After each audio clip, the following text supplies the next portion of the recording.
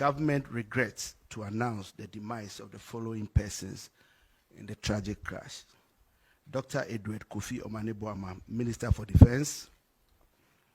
Alhaji Dr. Ibrahim Murtala Mohammed, MP, Minister for Environment, Science and Technology.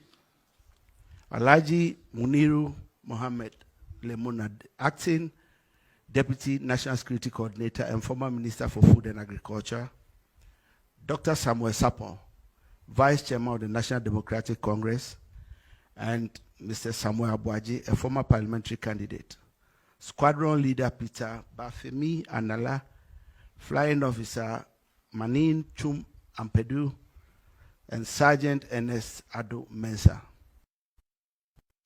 And government extends our condolences and sympathies to the families of our comrades and the servicemen who died in service to the country. All flags are to fly at half-mast until further notice. Thank you.